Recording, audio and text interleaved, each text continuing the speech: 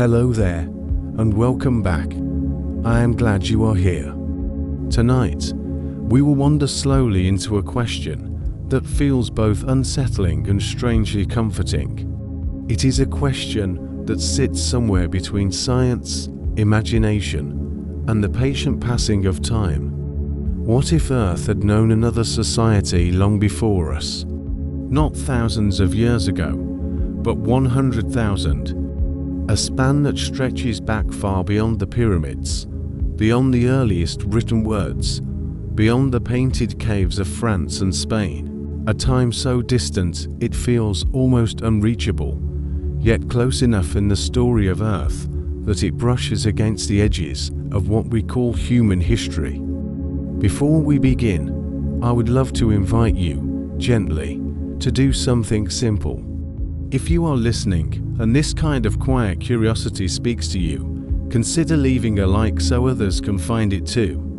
You are welcome to share in the comments where in the world you are listening from and what time of day or night it is for you. I find it moving to know that across oceans and continents, people can gather for a shared question like this.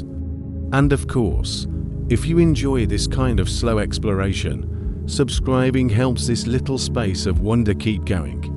No pressure, just an invitation. Now, let us take a long breath together and begin. When we think about the past, our minds often picture the last few thousand years. Kings and queens, crumbling ruins, stories written on clay tablets, echoes of empires. We have a way of calling that history and anything before it prehistory, but 100,000 years is a peculiar stretch of time. It is not so far back as to be outside of our species entirely. In fact, humans who lived then were almost indistinguishable from us in body and in mind. Yet it is so far beyond written memory that the silence of that time feels almost complete.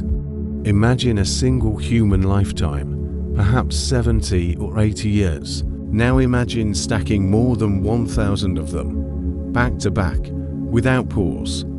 That long line of lives would carry you to a world 100,000 years ago.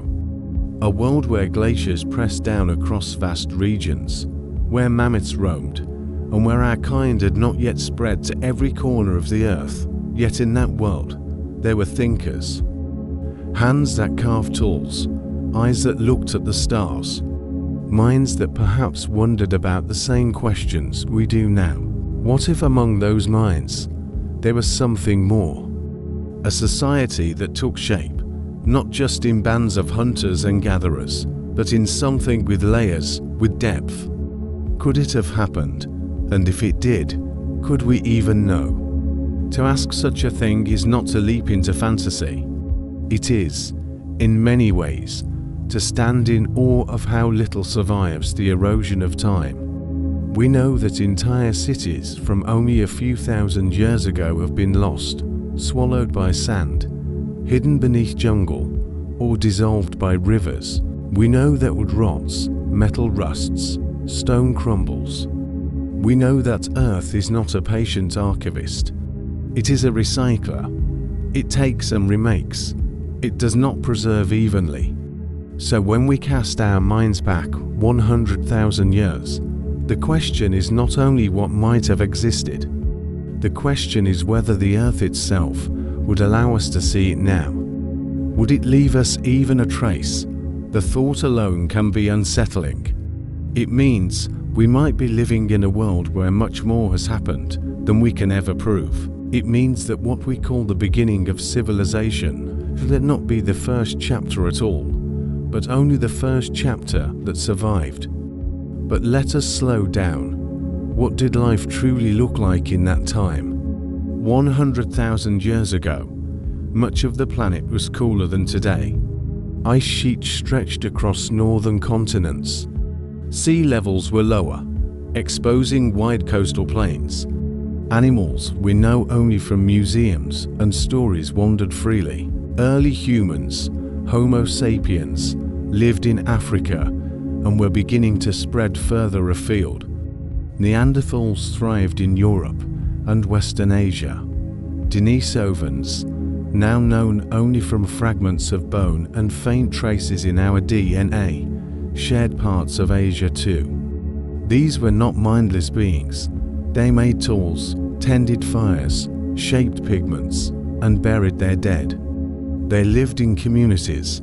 Their brains were as large and as capable as ours. If intelligence and creativity were already present, then the leap to something more organized, something we might call a society, is not unimaginable. It does not mean cities of glass or towers of steel.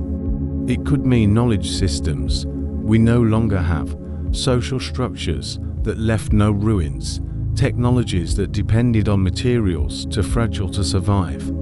Consider for a moment the traces of our own world. If someone were to look back from 100,000 years in the future, what would they see of us? Skyscrapers might be dust, highways crumbled, plastics broken down, perhaps leaving faint chemical signatures, satellites falling and burning away. Unless some objects were deeply buried or frozen in extraordinary conditions, very little would remain. If our own society, vast as it is, might leave only whispers in deep time, then what of a smaller, shorter-lived one from the distant past? And yet, the silence is not proof of absence. It is simply silence.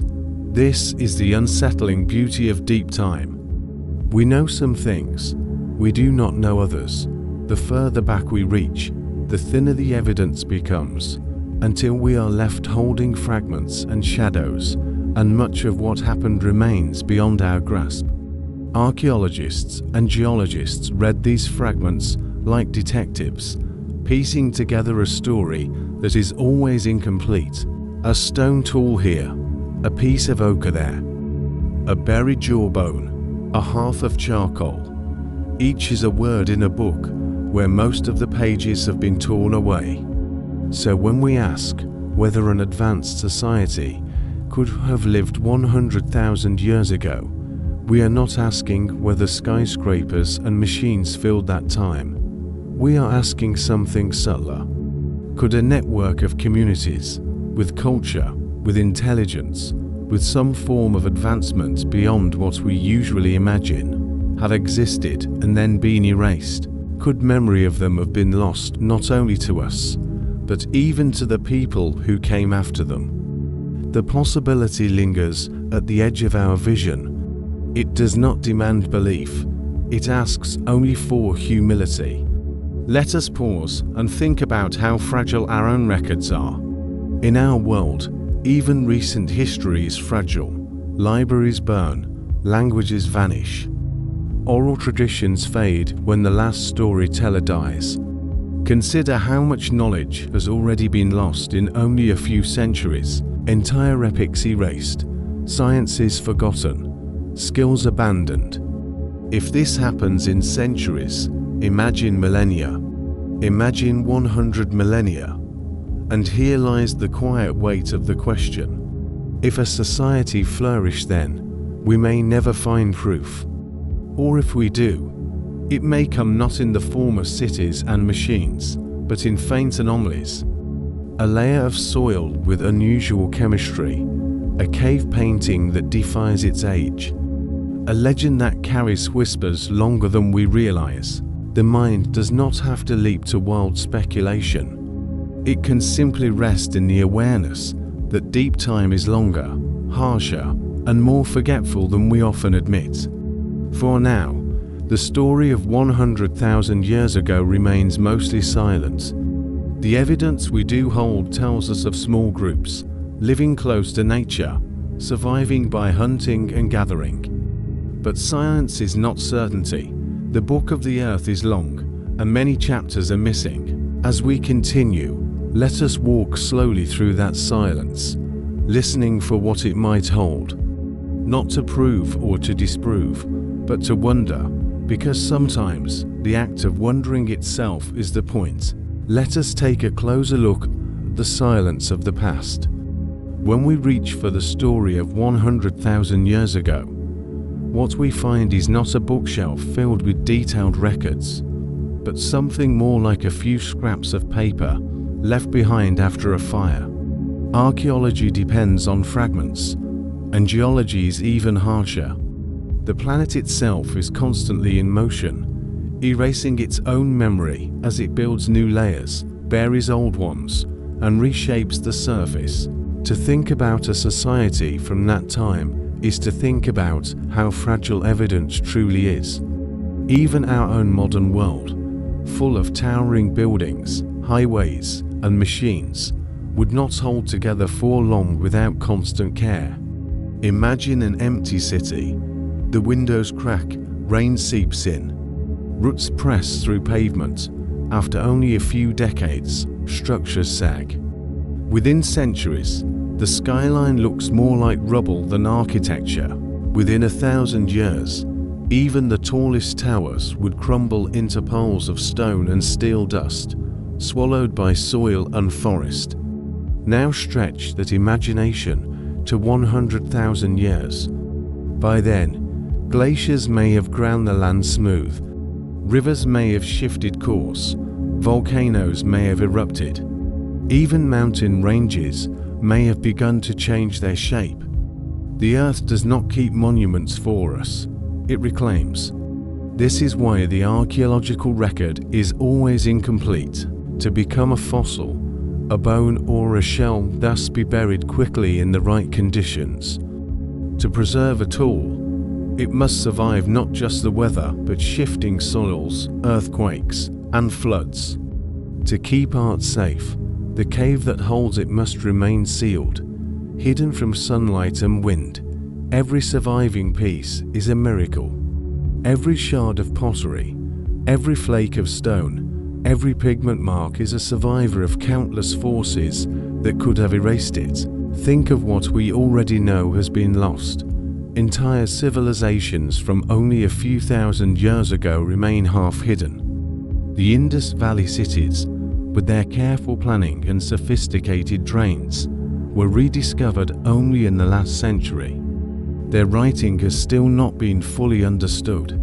Great parts of Central and South America held complex societies that were erased by time, forest, and later by conquest. Even now, LiDAR scanning of dense jungle continues to reveal ancient cities we never knew were there. These are civilizations only 4,000 or 5,000 years old, still close enough in time that some memory lingers.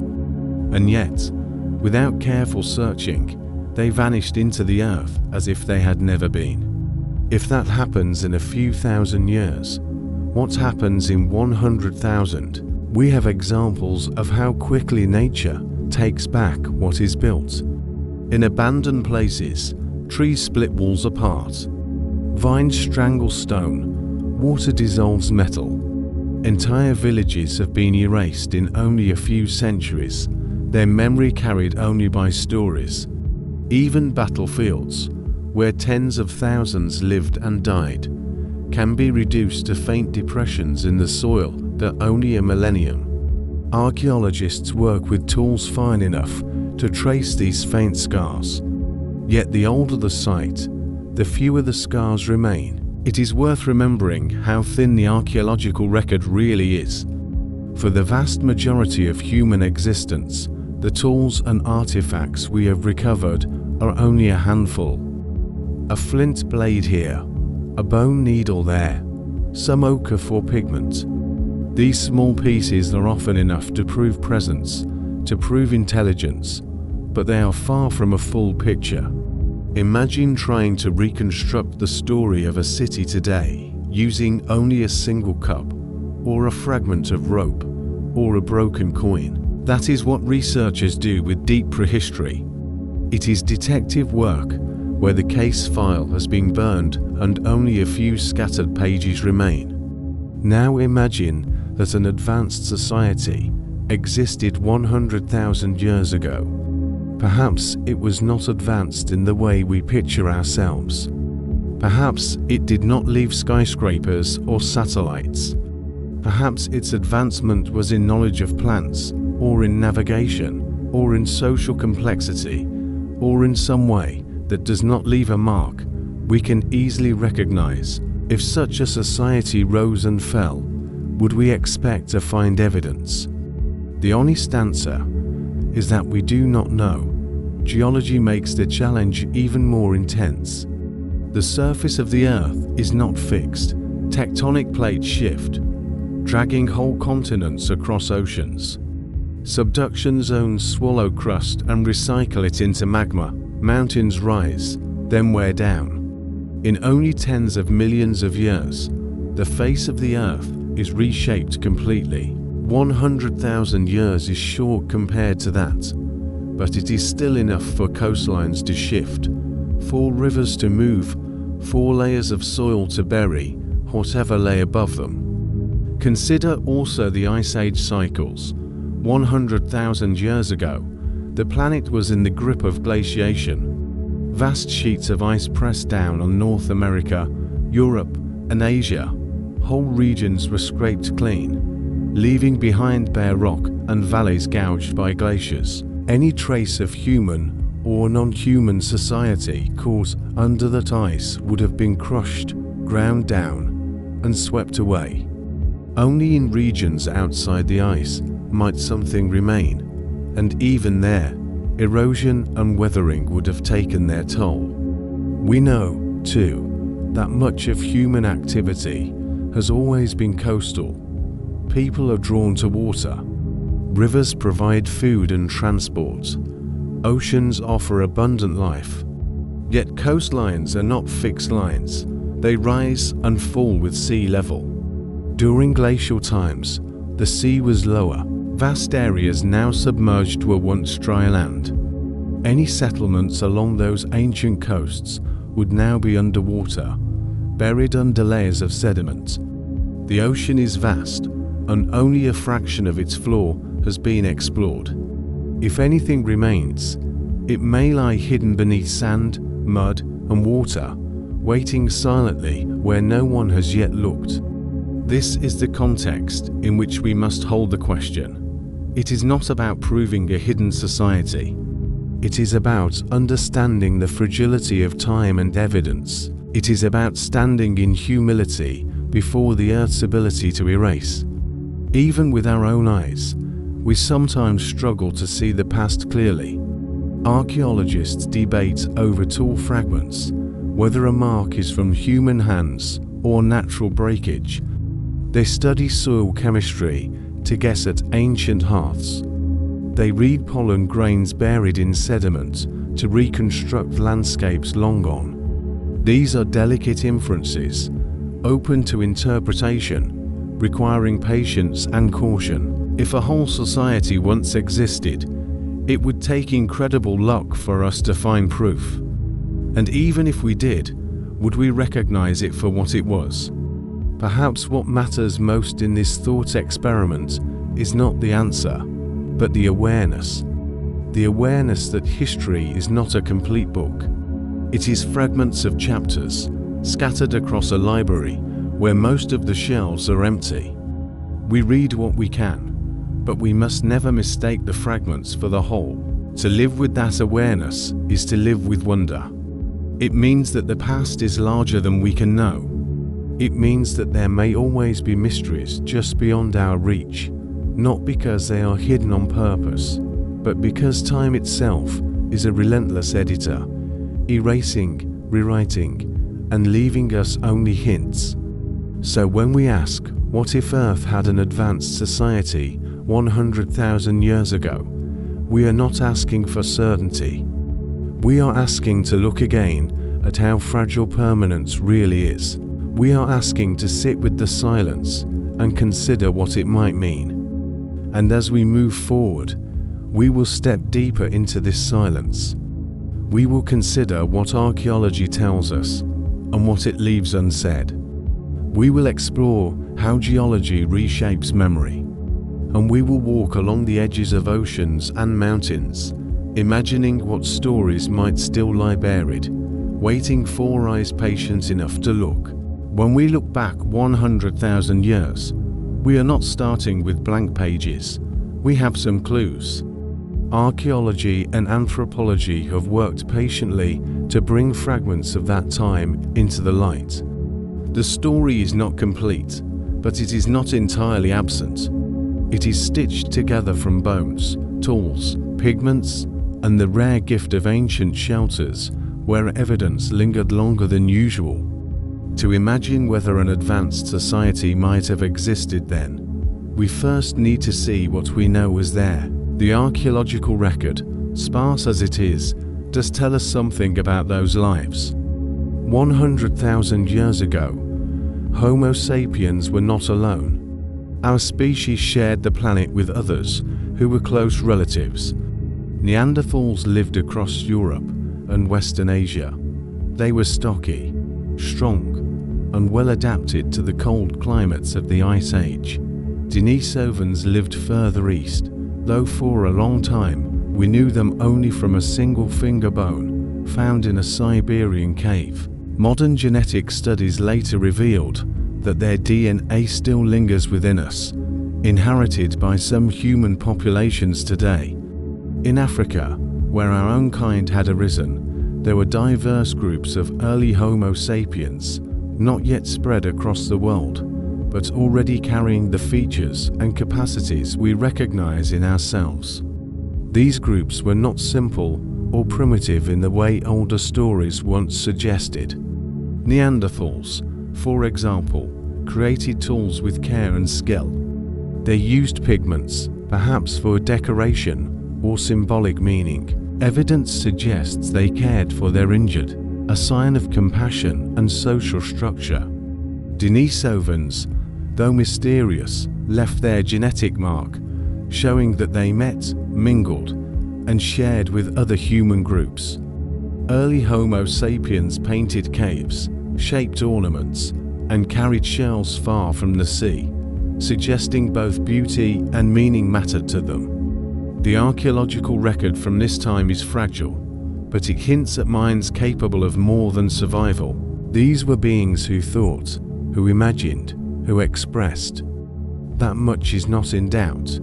So what would an advanced society look like in that context? We must be careful with the word advanced. Often, we picture skyscrapers, machines, and technologies like our own. But advancement does not have to follow our path. It could mean mastery of the natural world in ways we cannot see. It could mean knowledge systems that lived only in memory and were lost when memory broke. It could mean organization, networks of trade, or rituals that left only faint traces behind. Think of how easily traces of culture vanish. A woven basket can last decades in daily life, but in soil, it decays quickly. A leather pouch might serve someone well, but in the damp earth, it dissolves. Music disappears the moment it is no longer sung. Stories vanish when the last storyteller is gone. Whole worlds of meaning can slip away without leaving a single artifact behind. Yet archaeology does give us glimpses. There are stone tools, carefully flaked and shaped. There are bones marked with deliberate cuts, suggesting not just hunting, but perhaps ritual. There are pigments stored in shells, carried with intention. In some caves, handprints remain, pressed against rock in ochre or manganese, reaching across 100,000 years to touch us now. The survival of these artifacts is extraordinary. Consider how much had to go right for them to remain. The cave had to stay dry. The pigments had to cling to the wall. No flood or earthquake could have swept it away. Even then, someone had to find it, recognize it, and protect it. Each piece we hold from that era is not just a fragment of history. It is a survivor against overwhelming odds.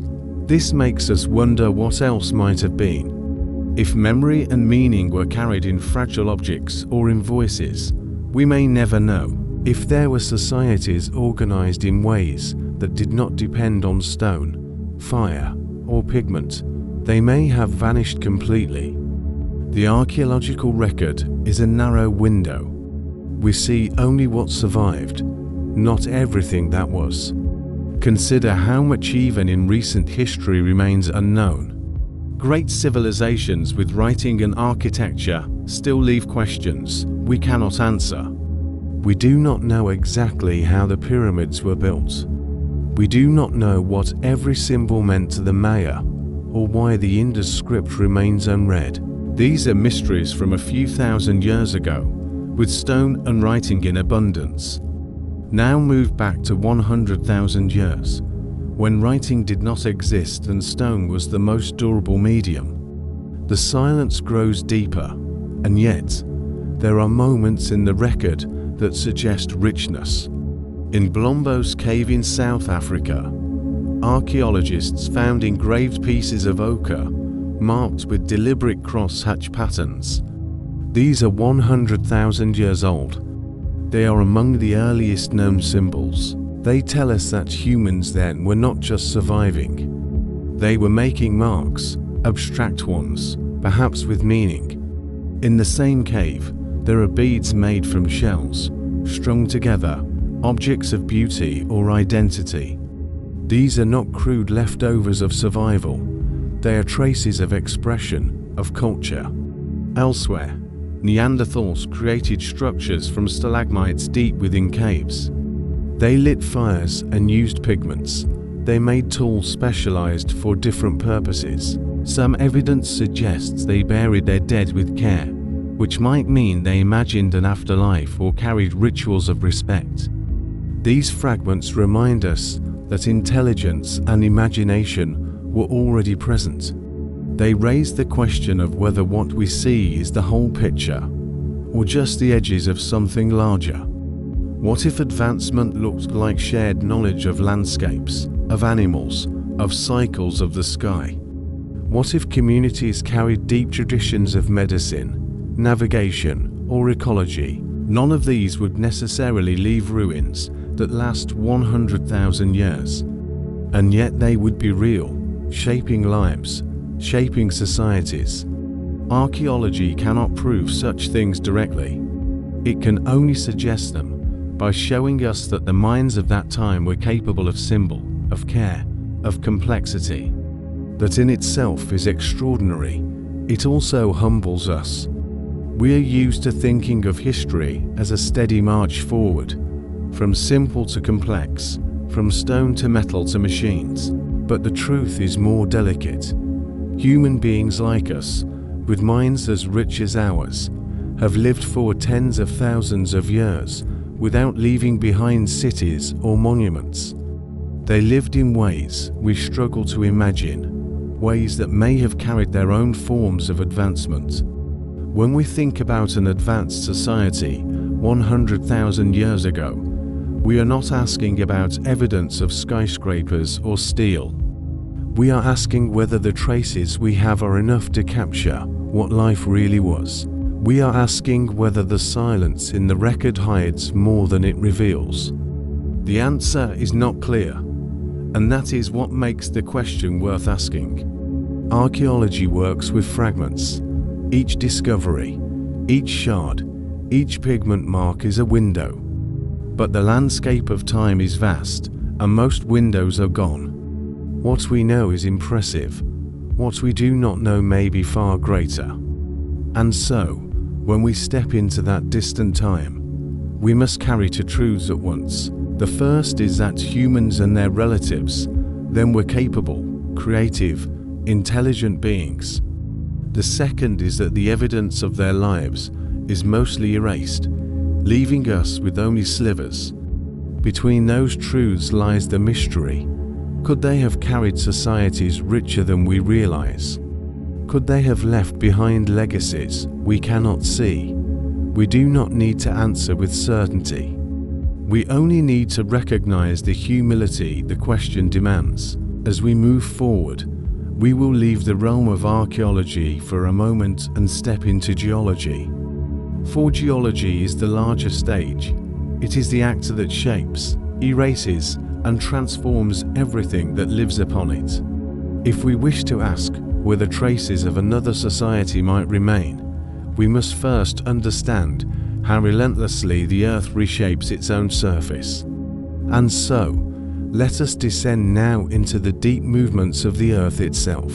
To imagine the possibilities of the distant past, we need to understand the stage at which all history unfolds. That stage is not fixed. It shifts, rises, sinks, and remakes itself constantly. The surface of Earth, though it may appear solid and stable when we walk across it, is a thin skin laid over forces that never stop moving.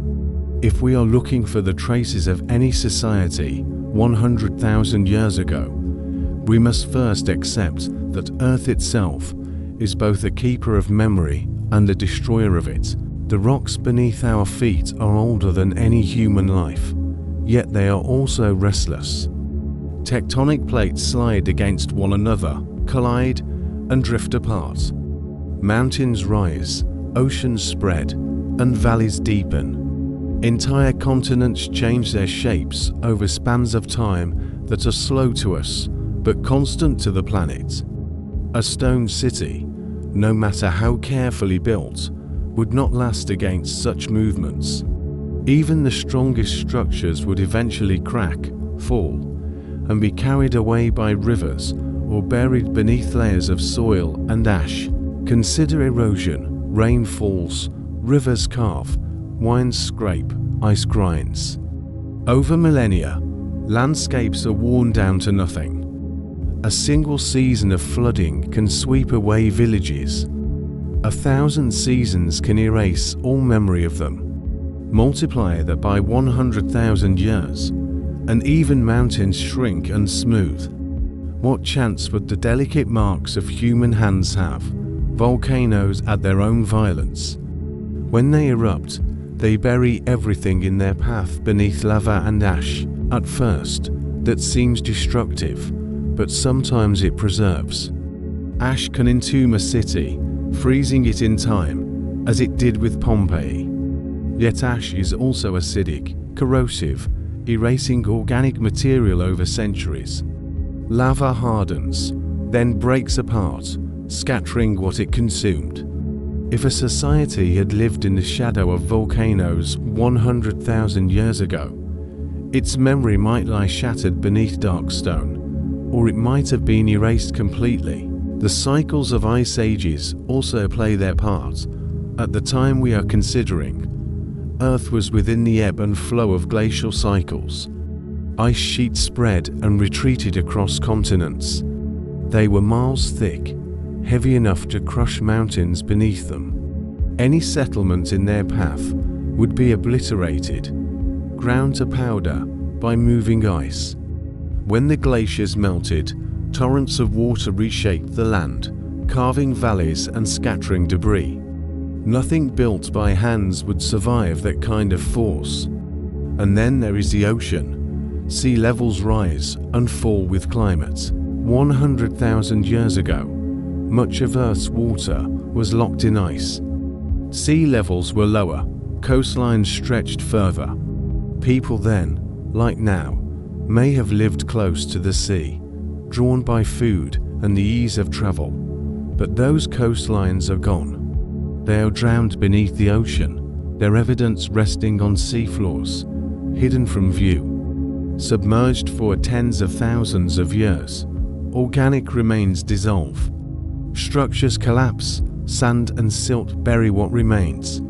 Only the most durable objects could endure, and even those may be hidden far beyond our reach. Geology does not only erase, sometimes it preserves, though often by chance.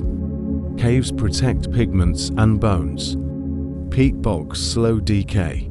Tar pits hold onto fossils. Lakes with low oxygen trap delicate remains for thousands of years. Yet these are exceptions. For every artifact saved by luck, countless others vanish. Preservation is rare. Erasure is the rule. If we ask whether signs of a society 100,000 years ago still exist, geology makes the answer clear. If they existed, most traces would already be gone. The planet itself ensures that. Our task, then, is not to expect walls, monuments, or cities, but to wonder whether subtle fingerprints remain, hidden in places the earth forgot to sweep clean. Even today, the persistence of our own civilization is not guaranteed. Imagine our world without people. Skyscrapers would stand for a few centuries, then crumble. Roads would crack, bridges would collapse. Forests would reclaim cities, vines curling around concrete, roots prying stones apart. In 10,000 years, only fragments would remain, buried beneath soil. In 100,000 years, little more than faint traces would survive. Metals would corrode, plastics would break down, glass would fracture. Perhaps only small hints, like chemical residues in sediments, might whisper that we were here. If this is true for us, it would also be true for any others before us. A society 100,000 years ago have left behind knowledge, structures, or technologies, but geology would erase most of it. What remains would be indistinguishable from natural stone, unless we looked closely. The silence of the past is as much the work of Earth as it is of time. Yet geology does not erase everything equally. Some things endure. Stone carvings, if hidden from the elements, might last. Tools made from durable stone can persist for hundreds of thousands of years, which is why we find them. Burned charcoal can remain in soil, a blackened reminder of fires long extinguished. Bones, under the right conditions, fossilize into stone themselves. Even pollen grains can survive, trapped in sediments, revealing what plants grew in forgotten landscapes. This is why archaeology works at all. Despite the planet's vast machinery of erasure, a few things linger. They are fragile, but they are enough to spark questions. And questions lead us here, to this possibility of what else may have existed. Geology also teaches us humility about time. We measure our own lives in decades. Civilizations rise and fall in centuries. But Earth reshapes itself in spans far longer. 100,000 years is enough for rivers to carve canyons, for glaciers to scour plains, for volcanoes to build mountains. The surface of the world 100,000 years ago would not be the same surface we know now. Any society living then would have occupied landscapes that may no longer exist. Their homes may lie beneath oceans, beneath layers of rock, beneath mountains newly risen. Sometimes, when geologists drill into the earth, they pull up cores of rock and sediment. These cores are like scrolls, recording ages long past. Within them are clues, pollen, ash, isotopes, and traces of ancient climates. If we ever found something unusual there, something not explainable by natural processes, it might be the only sign of a forgotten chapter. But even that would be faint, buried in the vast library of Earth's sediments. The weight of geology tells us that absence is not proof of nothingness. It tells us that the survival of evidence is rare, not inevitable. It tells us that what we see today is only a fraction of what once was. As we hold this thought, let us pause. Imagine standing on a cliff, looking out across a wide valley. Beneath your feet, stone has been layered for millions of years.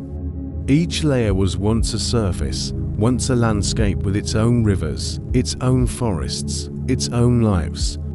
All of it buried, all of it forgotten, except for these silent bands of rock. What if somewhere within those layers lies a trace we do not recognize? What if, 100,000 years ago, a people lived here, and the earth has folded them into its own memory? This is the puzzle of geology. It shows us a world in motion, a world that keeps little of what it once held. It shows us that time is not gentle, that permanence is an illusion. And it reminds us that to look back into the depths of 100,000 years is to peer through fog, with only occasional shapes emerging. So if we wonder whether an advanced society might have existed then, we must accept the limits of our vision. We must understand that the Earth itself is not neutral. It preserves only rarely. It forgets constantly. The silence of 100,000 years may not be empty. It may only be the sound of geology sweeping the stage clean. As we carry this understanding, we can now turn our eyes from stone and soil to something else. For while Earth erases, it also records in subtle ways. Beyond geology, there are other forms of evidence that might endure.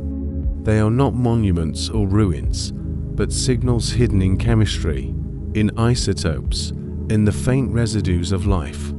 If we wish to imagine whether another society could have existed, we must look for those subtle markers. And so, our journey continues, from the shifting stones beneath us to the traces that linger beyond them, delicate signals that might whisper of forgotten times. When we think about civilizations, our imaginations naturally turn to those we already know.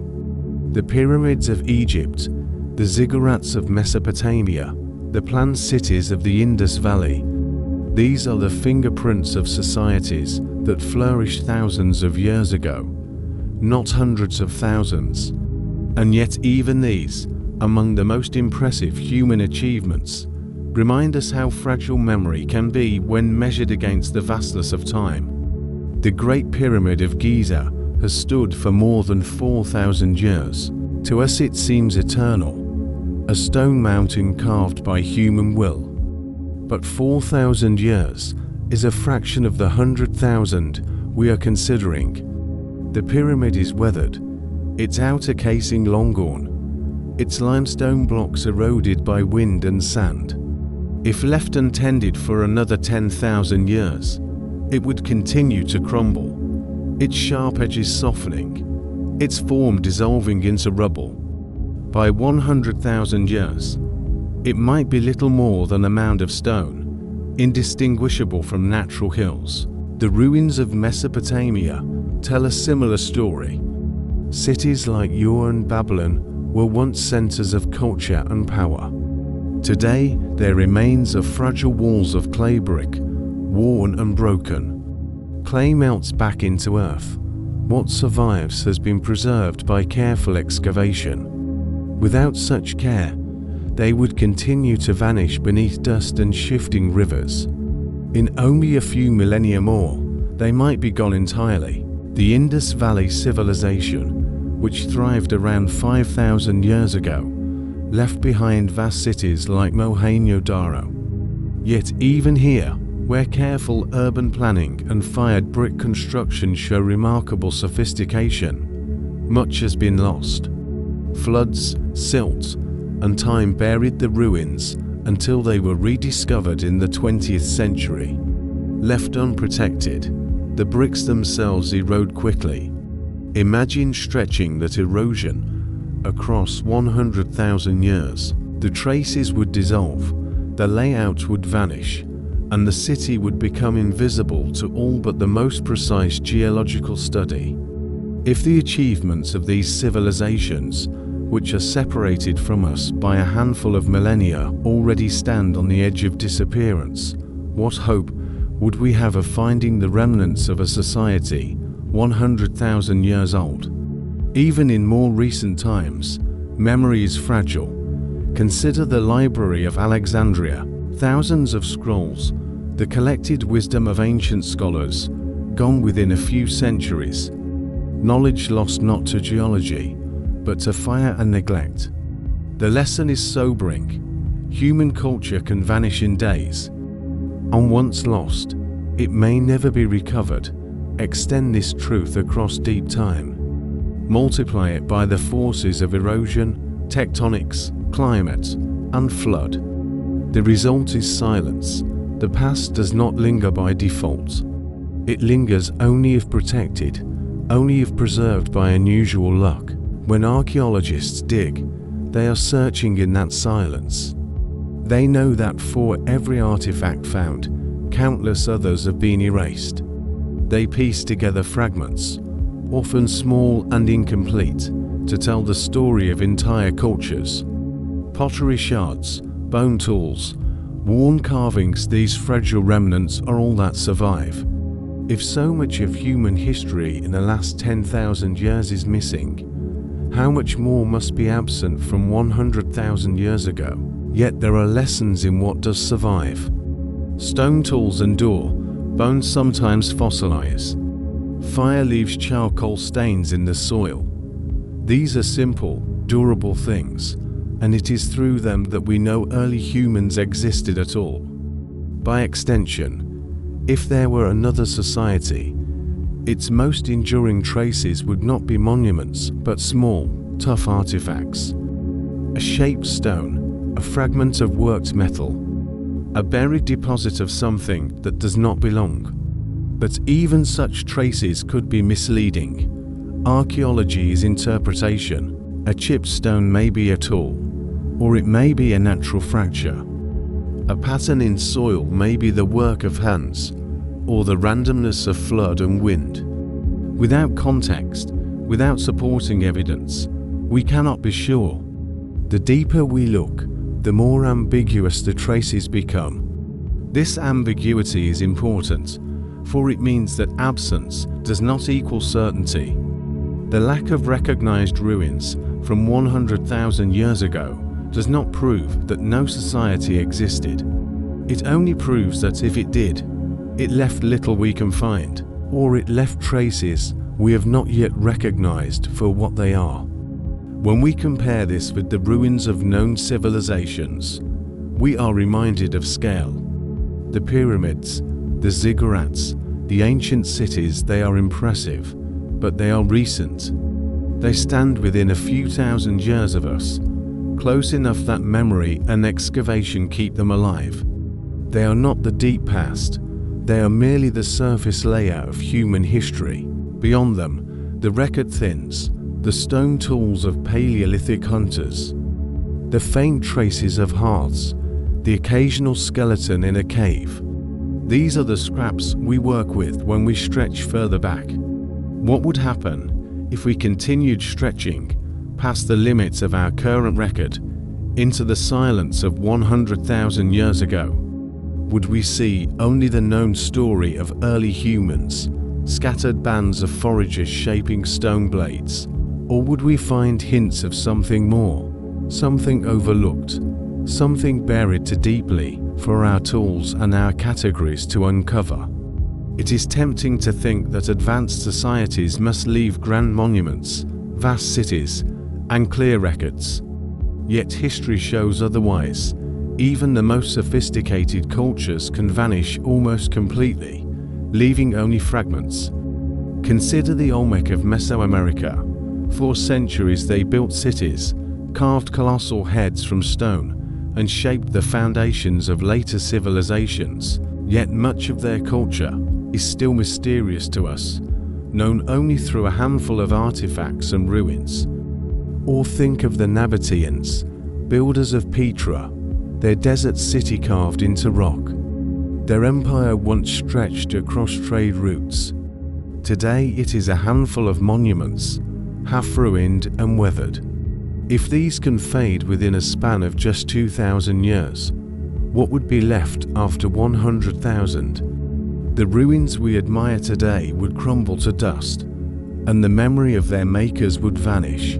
This comparison teaches us a deeper truth. Civilization does not guarantee permanence. It guarantees only that, for a brief time, humans leave marks. The earth itself decides how long those marks remain. Most of the time, the decision is short. And so, as we imagine the possibility of an advanced society existing 100,000 years ago, we must let go of the expectation that we would find its monuments standing tall. Instead, we must look to subtler evidence, the kind that slips through time's erasing hand, perhaps not pyramids, but residues in soil. Perhaps not cities, but chemical anomalies. Perhaps not sculptures, but deposits of materials that nature alone could not create. This way of thinking changes the question. It is not, where are the ruins? But rather, what traces are subtle enough to last? And more importantly, would we recognize them if we found them? The ruins of Egypt and Mesopotamia remind us that even the great is fragile. The silence beyond them reminds us that fragility grows with time. To look back 100,000 years is to face that silence, to wonder what it hides, to accept that absence may not mean nothingness. If there was an advanced society then, its ruins may not rise before us. But something might, something small, durable, unassuming, a whisper in stone or soil, waiting for us to notice. And so, we must shift our perspective. The lesson from the civilizations we know is that memory fades quickly. If we wish to seek the unknown, we must turn from monuments to markers, from cities to signals.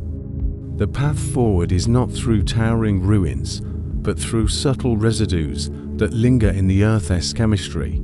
If the ruins of stone cities and monuments cannot be relied upon to carry memory across 100,000 years, then we must look for something else. We must look for what endures, not in walls and temples, but in the very chemistry of the earth itself.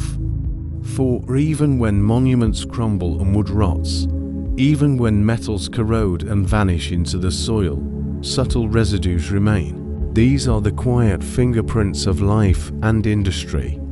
They are not as visible as pyramids or temples, yet they might be far more permanent. Geologists and archaeologists already search for such markers when they study the past. In layers of sediment, they trace changes in carbon isotopes, which reveal shifts in climate or the sudden appearance of large-scale burning. In ice cores, they see traces of gases that show how the atmosphere has changed. In the ocean floor, they find chemical residues that speak of events long ago, from massive volcanic eruptions to the slow transformation of ecosystems. Each layer is a record, though it speaks in whispers, not in words. If an advanced society had lived 100,000 years ago, would it have left such traces? The answer depends on what it valued, how it lived, and how much it altered its environment. Our own society, in just a few centuries of industry, has already left a chemical fingerprint that will likely endure for millions of years. Plastics, synthetic compounds, radioactive isotopes, and altered carbon levels are all embedded in the Earth's sediments. Long after our buildings are gone, these chemical signals will remain. But what if another society had existed before us? What might their fingerprints have been? If they burned fuel, there could be changes in carbon isotope ratios, subtle shifts that might appear in cores of ancient soil or ocean sediment. If they mined metals, there could be unusual concentrations of those metals in places where natural geology would not expect them. If they created synthetic compounds, even ones different from our own, traces might still linger in the ground, detectable if we knew how to look. The difficulty lies in recognition. When geologists find a chemical anomaly, they usually search for natural causes. A spike in carbon dioxide might be explained by volcanic eruptions. A layer rich in iridium might be traced to a meteor impact. Only rarely do we ask whether such anomalies could be the work of intelligent hands. To suggest that requires evidence beyond chemistry. And evidence is what time erases most thoroughly. There is a concept known as the technosignature. It is used mostly in the search for life beyond Earth, a way of thinking about what signs of technology might persist even after a civilization has vanished. On Earth, our technosignature is already clear. Plastics, concrete, aluminum, and the residues of fossil fuel burning are unlike anything nature produces on its own. they will outlast us. They will become markers in the strata layers of strange material that future beings, perhaps millions of years from now, could discover. If another civilization existed 100,000 years ago, we might expect a technosignature of its own. It might not look like ours. It might not involve plastics or metals. But if they altered the chemistry of their world in ways nature does not, then a record might still be hiding in the layers of Earth. Perhaps we have already seen such anomalies and filed them away as curiosities, assigning them to natural processes without considering another explanation. Think of coal. It forms from forests that lived hundreds of millions of years ago. To us, it is only fuel, but to a future geologist who knew nothing of humans, the sudden disappearance of forests in those ancient layers might raise questions. Why did so many trees vanish at once? Why were vast deposits of carbon left behind? Without context, the answer would be uncertain. With context, it would be history. The same is true of any civilization older than our own. Their signatures, if they exist, might be misread as geology. Their waste could look like natural mineral deposits. Their chemical residues could seem like the result of volcanism, erosion, or climate cycles. Unless we already suspected them, we might never recognize the difference. Even now, there are anomalies that puzzle scientists. Traces of sudden warming or cooling in ancient climates, layers of unusual mineral concentration, fossils that appear in abundance, then vanish. None of these are taken as evidence of lost civilizations, and perhaps rightly so. Natural explanations are powerful and consistent, but the thought lingers.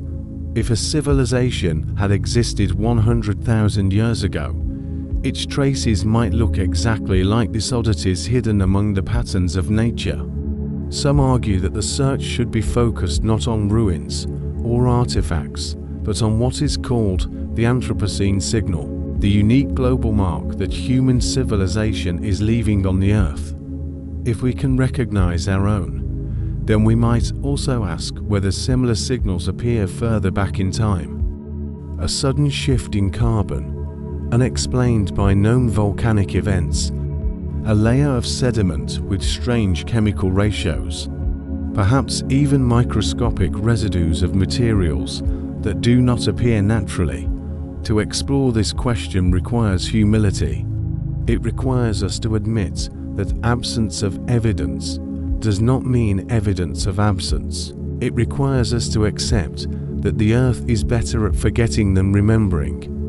And it requires us to wonder whether we might already be holding fragments of a story we have not yet recognized. In a way, this is the most haunting possibility. Not that a civilization existed and left nothing behind, but that it left something, and we have seen it without realizing what it was.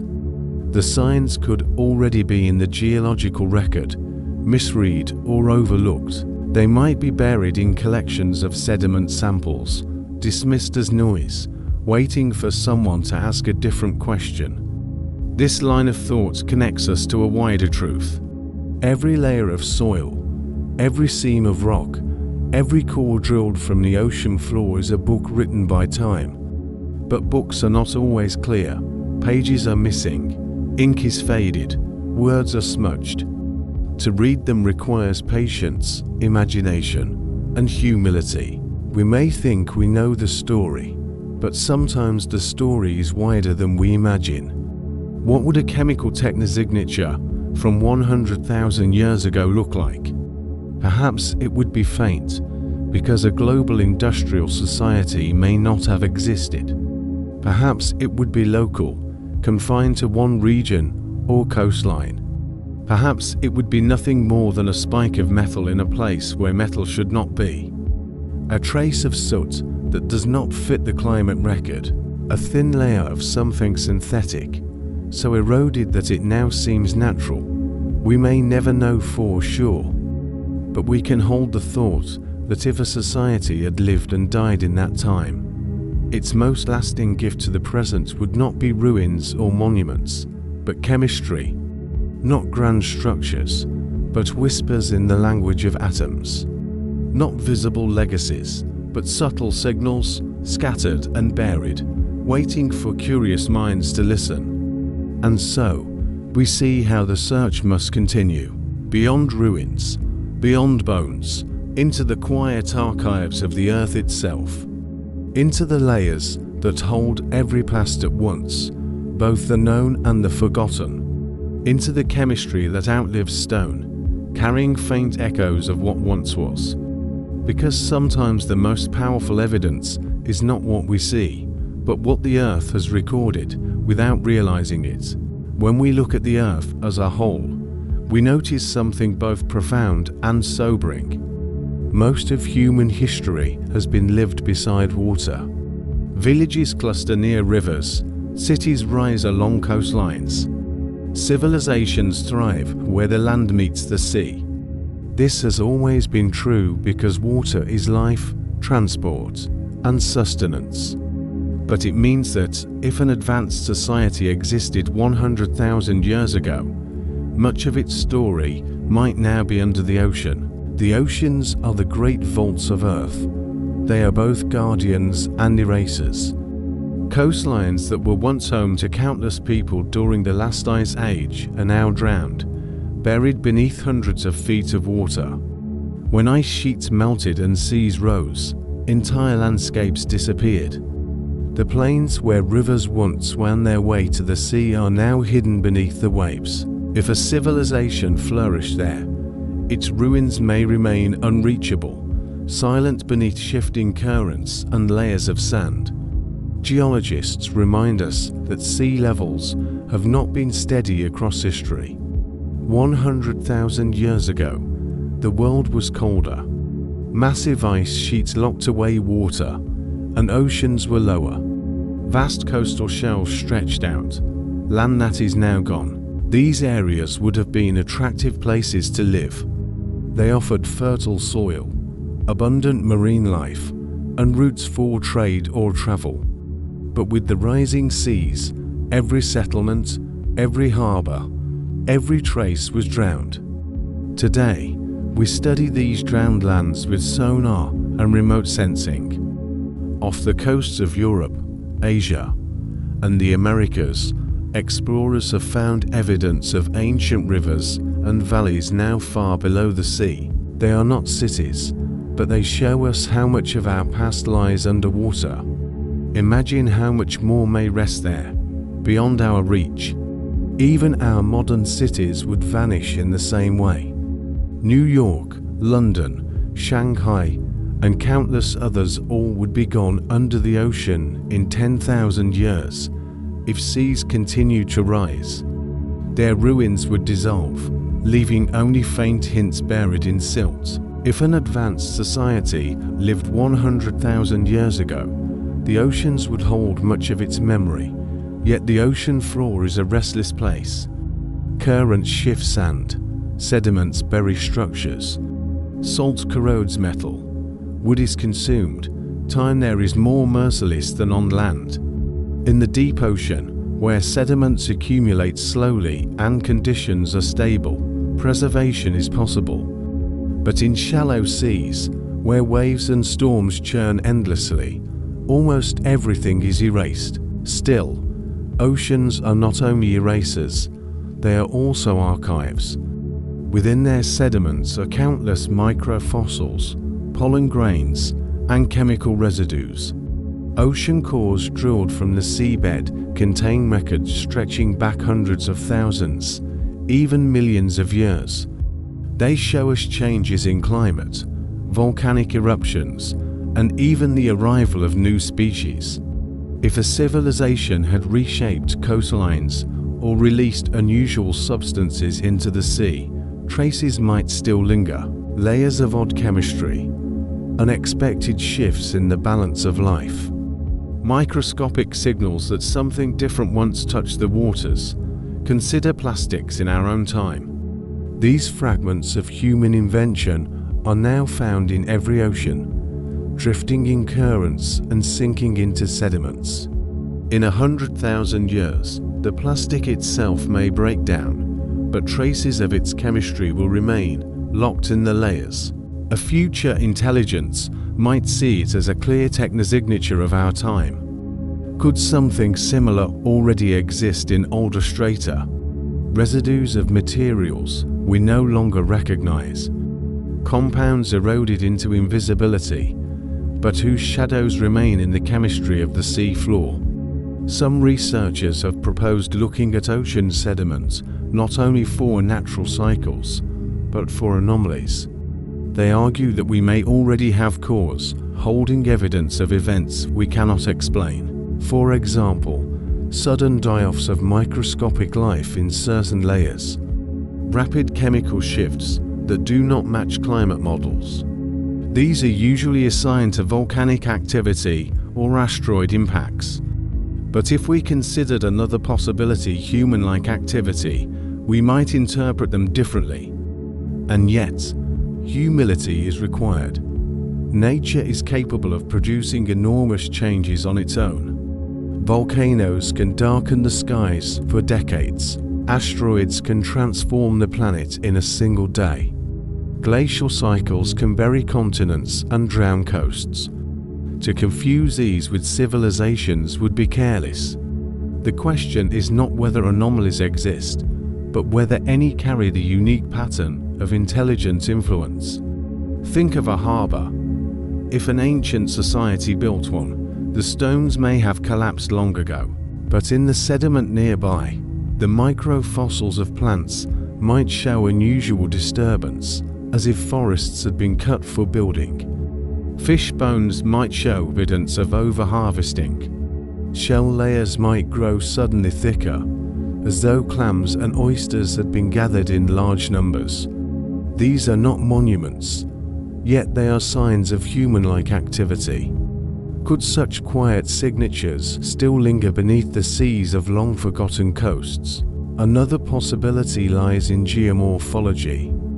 When humans build, they change the shape of the land. Dams alter rivers, canals cut through soil. Quarries leave scars on land. Erosion often smooths these away. But underwater, some changes endure.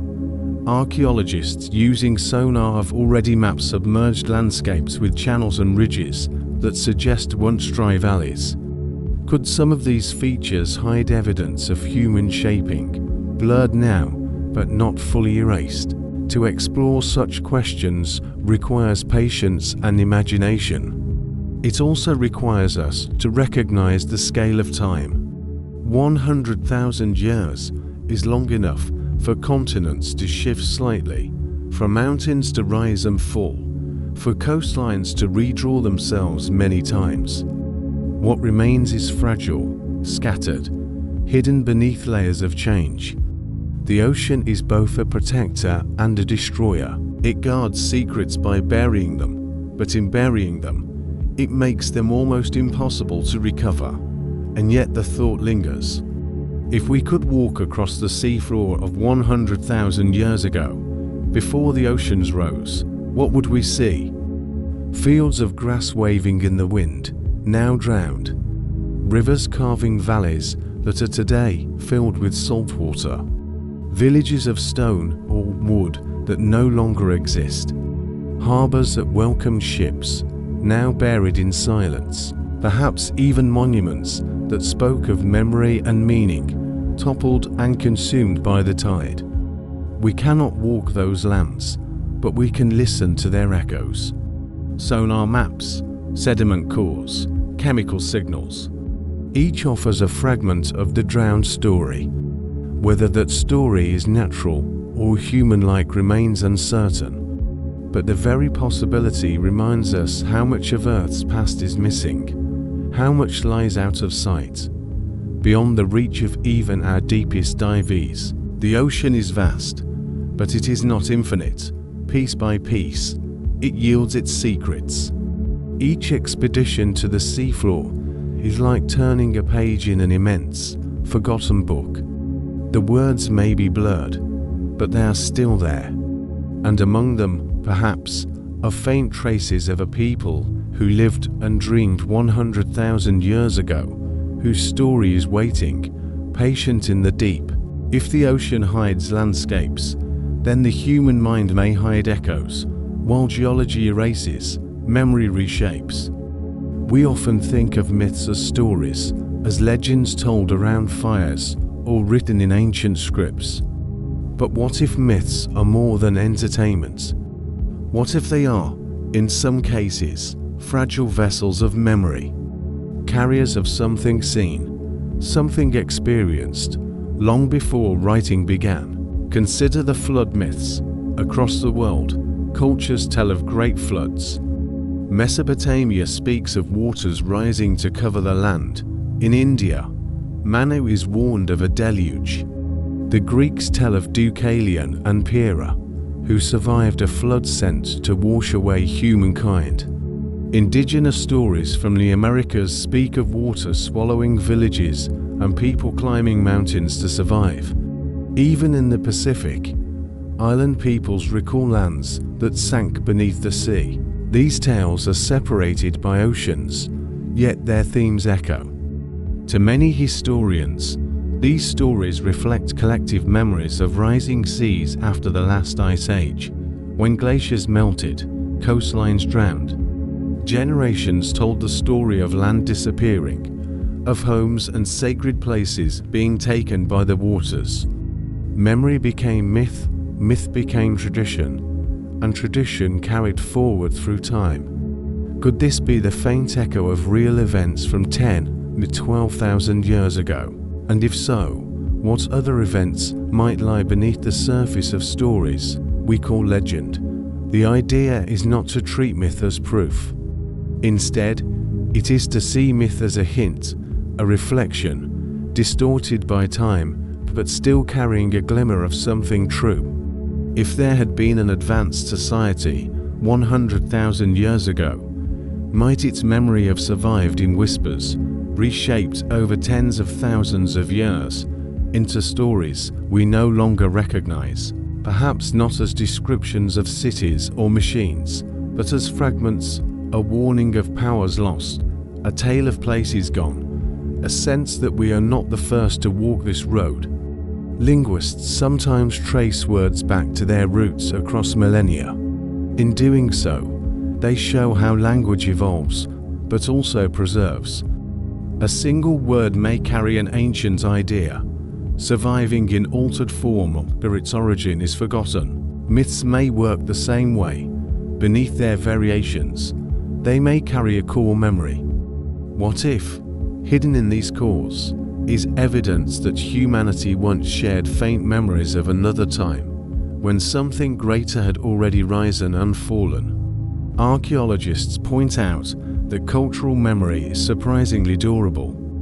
Oral traditions among indigenous groups in Australia describe landscapes that were drowned more than 7,000 years ago. Geologists have confirmed that the features mentioned in those stories match the actual geography of submerged areas.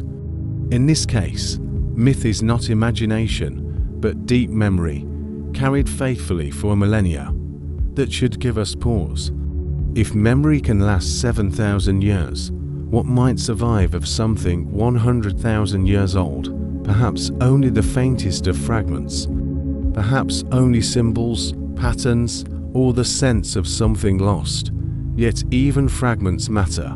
This invites another perspective. What if stories of golden ages, of lost lands, of civilizations destroyed by hubris, are not entirely inventions? Atlantis, Lemuria, moon names that are modern, shaped by more recent cultures, but perhaps inspired by older fragments of memory.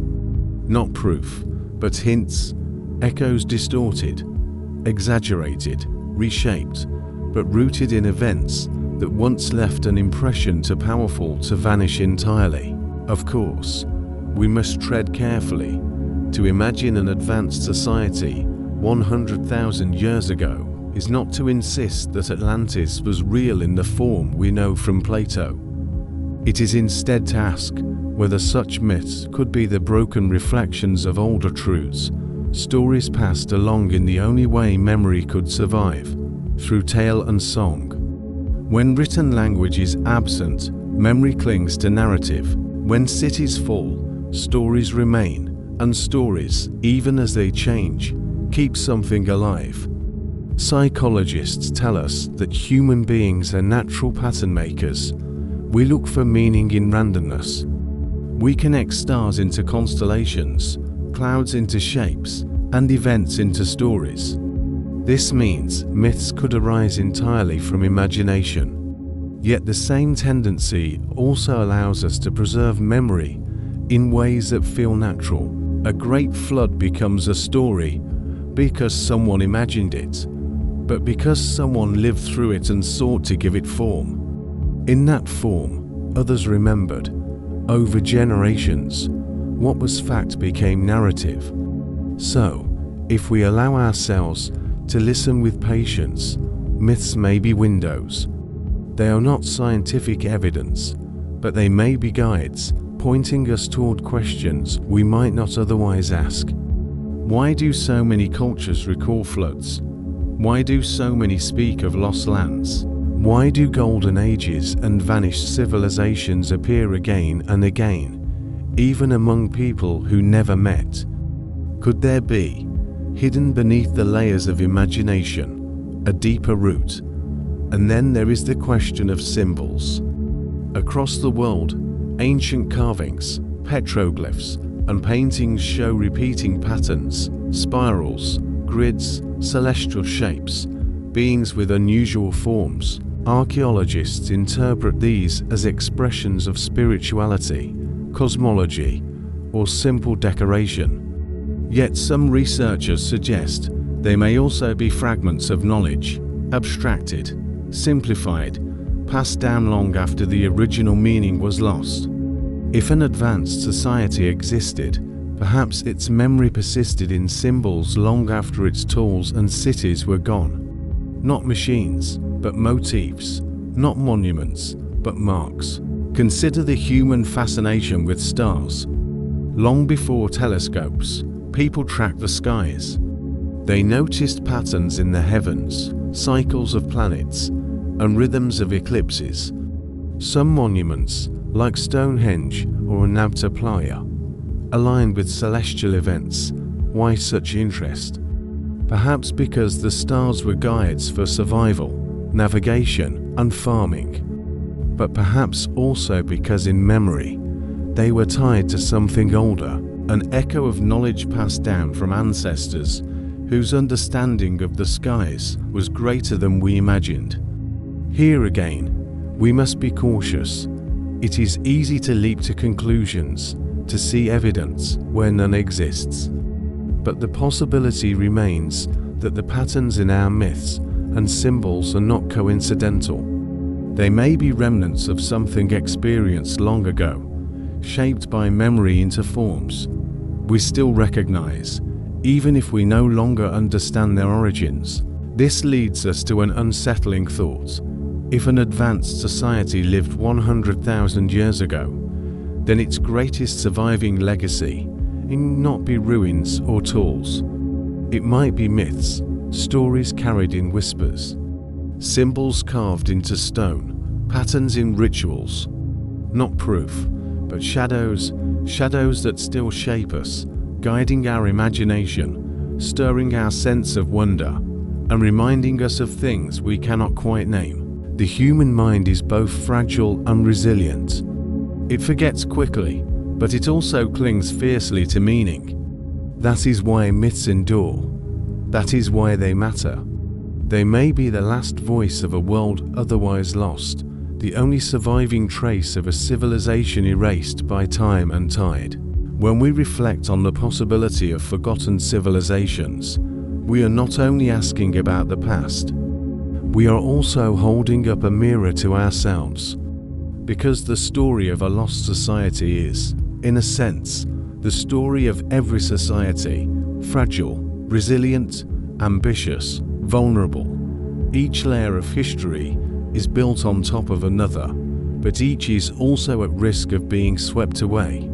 Geology teaches us that Earth is not a stable stage upon which life performs. It is a restless, shifting, and often indifferent actor in its own right. Mountains rise and crumble, rivers change course, volcanoes pour fire into the sky, ice expands and retreats, reshaping the very outlines of the continents. In such a world, what chance does a civilization truly have to endure beyond memory? Consider how brief our own story has been. Modern industrial society is scarcely 2 centuries old. Cities like Ur, Mohenjo-Daro, and Teotihuacan, which feel impossibly ancient, were thriving less than 5,000 years ago. Written language, which anchors memory, is only a few millennia old. Against the backdrop of 100,000 years, these are not even minutes on a clock. They are seconds, and yet, in those seconds, we often imagine permanence. But permanence is not what Earth offers. It offers cycles. It offers renewal. It offers change so vast that what seems monumental today may be invisible tomorrow. The pyramids themselves, as enduring as they are, will one day erode. The Great Wall will crumble, our skyscrapers will fall, and their steel will rust into dust. Only stone, deeply buried, may linger, and even that will eventually be folded back into the planet. This is not cause for despair. It is cause for perspective.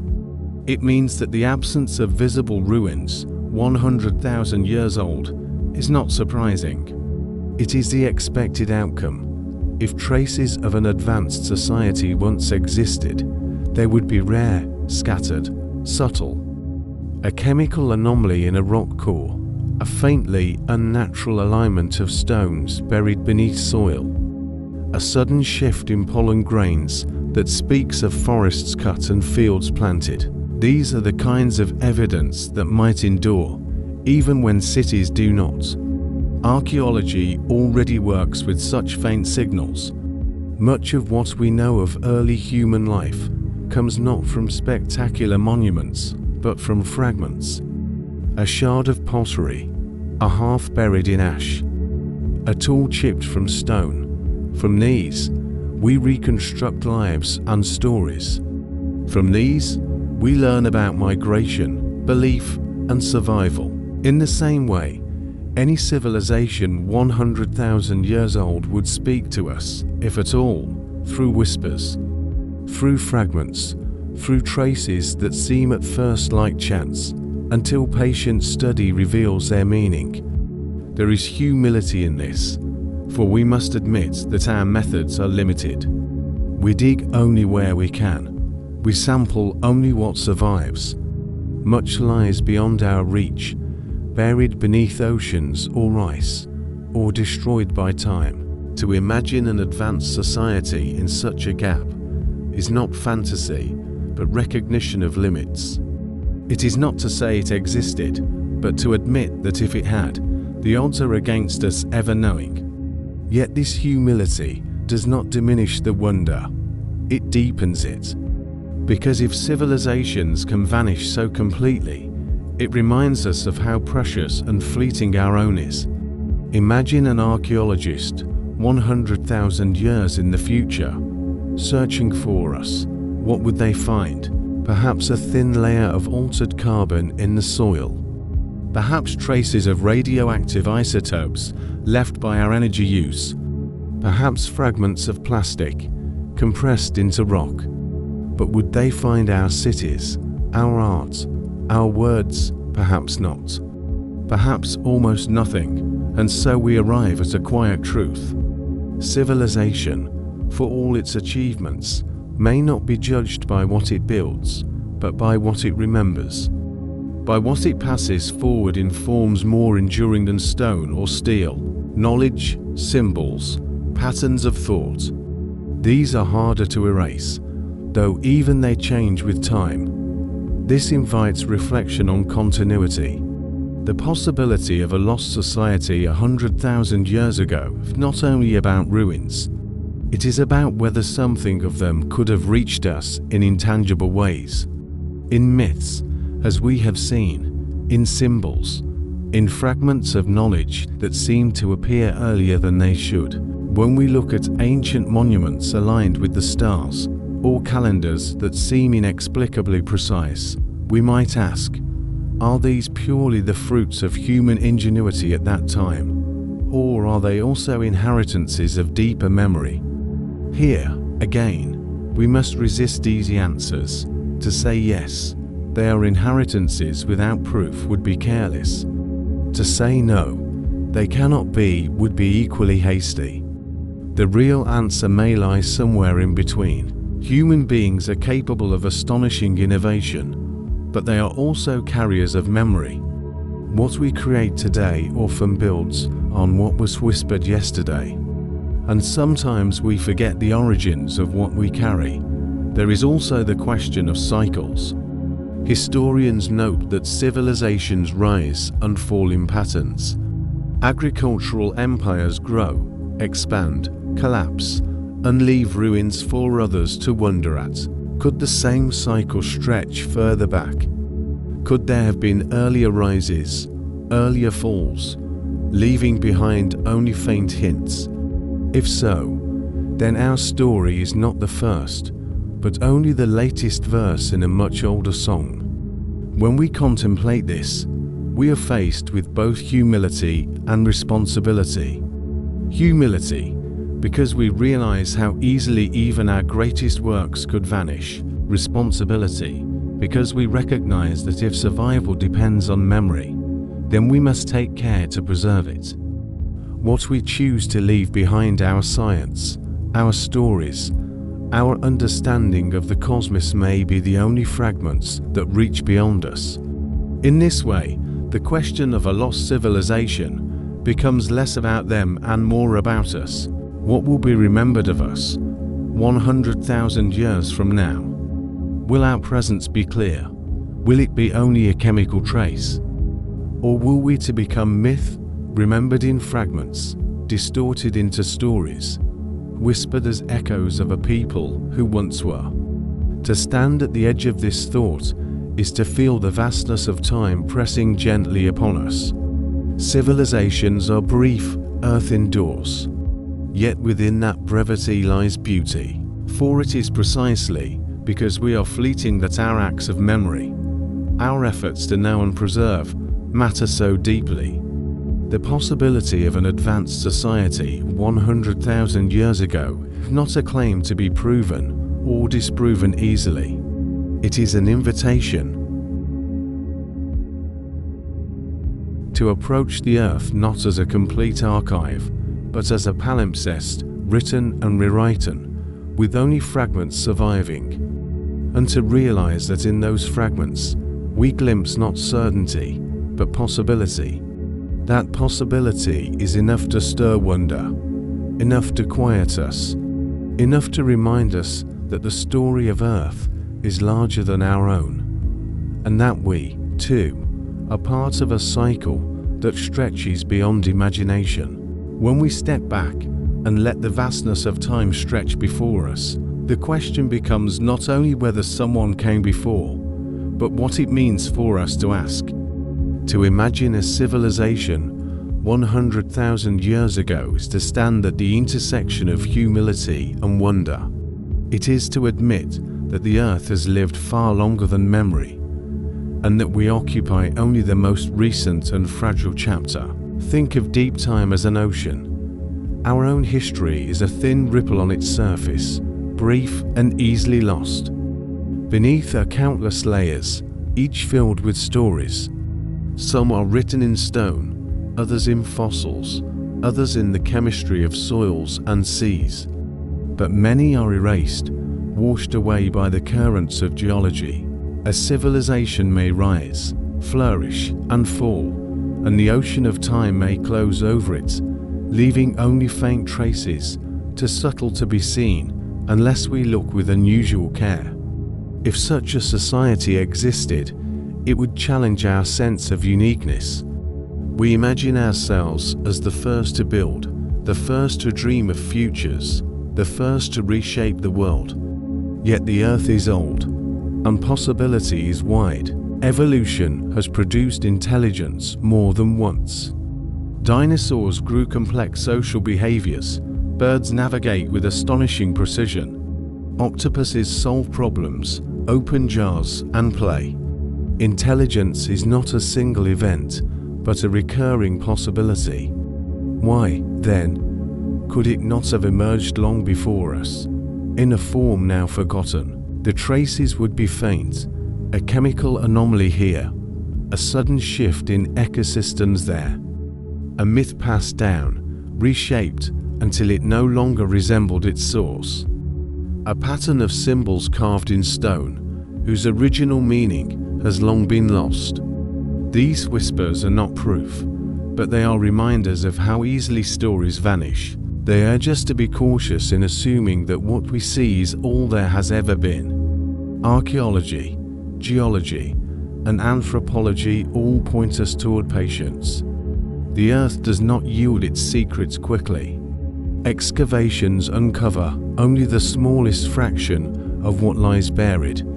Core samples from oceans and ice give glimpses, not full narratives. What we know is vast compared to the ignorance of the past, yet what we do not know still outweighs it. The gaps are not empty, they are filled with possibilities. Imagine a valley 100,000 years ago, lush with forests and rivers. Imagine people gathering there, building, trading, telling stories. Imagine their lives, as vivid and real as ours, and then imagine that valley buried by ice, crushed beneath glaciers, scraped down to stone, then flooded by the sea when the ice melted. What would remain? Perhaps nothing, perhaps only a scattering of altered sediments, or a faint chemical footprint. Yet the people would have lived. Their world would have mattered. This is what makes the question both haunting and beautiful. The possibility of a lost society does not diminish us, it connects us. It places us within a continuum of life and thought far larger than we can fully comprehend. It suggests that intelligence, culture, and meaning are not unique gifts of a single species at a single moment, but recurring threads in the fabric of Earth. If civilizations rise and fall in cycles, then our own story is not the first, and it will not be the last. Others may follow long after we are gone, building their own worlds, telling their own myths, asking their own questions about who came before. Perhaps they, too, will wonder if traces of us remain, if faint shadows of our presence linger in stone and soil. Perhaps they will listen to myths of their ancestors and feel the same mixture of doubt and curiosity that we feel now. This perspective brings both humility and gratitude. Humility, because we see how temporary even the greatest works can be. Gratitude, because it reminds us of the preciousness of now. The fact that we can ask these questions, the fact that we can wonder at all, is itself extraordinary. We are brief, but we are awake. We are fragile, but we are capable of reflection. That is no small thing. It is worth considering, too, that the search for lost civilizations is not really about proof. It is about possibility. It is about learning to see absence not as emptiness, but as mystery. To look at the blank spaces of history and recognize that they may hold stories we will never fully know. And to accept that sometimes the greatest gift of the unknown is the way it stretches our imagination, teaching us to see our own world more clearly. Because when we realize how much can be forgotten, we learn to cherish what we remember. When we realize how much can be erased, we learn to protect what we still have. When we realize how fleeting civilizations are, we begin to see beauty in their brevity and responsibility in their choices. As this reflection draws to a close, the question lingers softly in the air. What if Earth had an advanced society, 100,000 years ago? We cannot answer with certainty. Perhaps it did, perhaps it did not. But the very act of asking brings us closer to understanding ourselves. It reminds us that history is larger than our imagination, and that we are participants in a story that is still unfolding. So, as you settle into rest, let the thought drift with you that there may have been others before, that there may be others yet to come, that we, for this brief span of time, are part of an unbroken chain of wonder stretching back into silence and forward into mystery. Thank you for being here. Thank you for listening, for sharing this quiet journey through deep time and fragile possibility. If you found calm or curiosity in these reflections, I invite you to like this video so others may find it too. If you wish to join us again for a future journeys into Earth's mysteries, you are welcome to subscribe. For now, I wish you rest, peace, and good night.